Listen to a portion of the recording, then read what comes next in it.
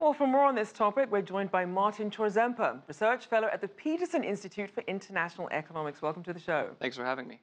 So let's start with Zhou Xiaochuan. What would you consider the most important economic reforms and contributions that he made during his 15-year term?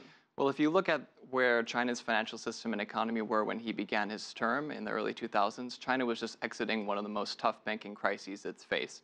You had the major state-owned banks that were functionally bankrupt and had to get bailed out by the state.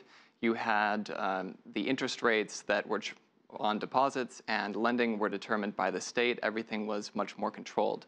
Now, after 15 years of liberalization under Zhou, you have freer exchange rate determination more by the market.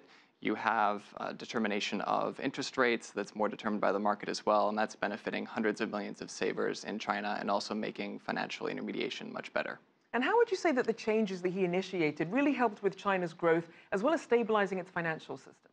Well, it was a really tough hand to be dealt. You had the global financial crisis in the interim of his term, and one of the things that they've done is ensure that the credit continued to expand and that supported growth. On the other side, you have the challenge, which is now a much higher debt load that is potentially going to lead to more difficult growth going forward. So then give us an idea of what sort of monetary policy Yi Gang is now inheriting as he becomes the new PBOC chief. Well, I think we'll have continued moderate monetary policy from the central bank.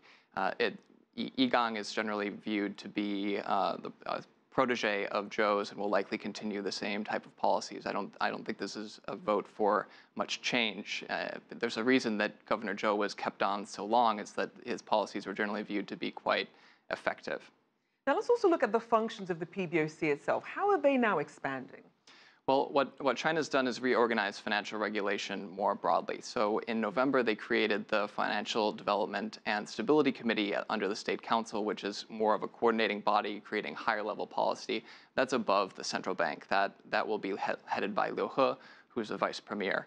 Now, Yi Gang will head a central bank that has absorbed the policymaking functions that were previously done by the insurance regulator and the banking regulator that will be merged.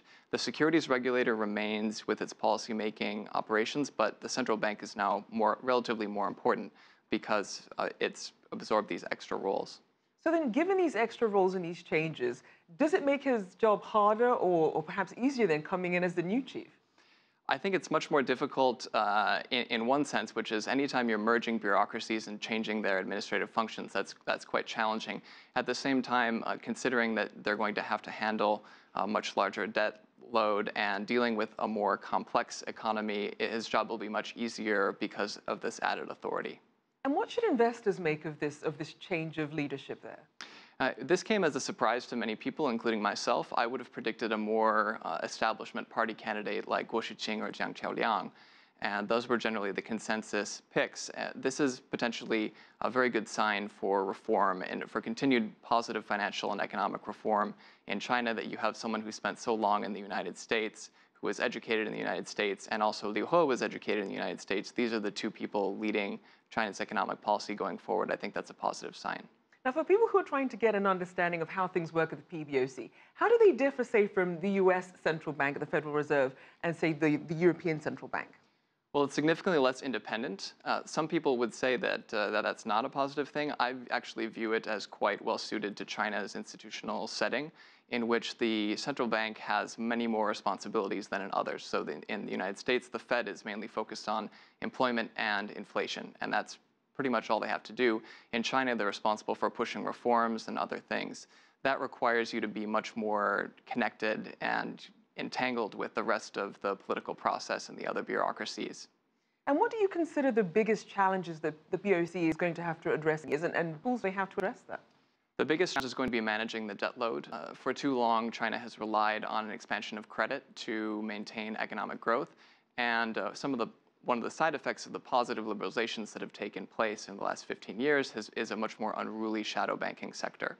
So getting a hold on that while maintaining stability is going to be a tough challenge.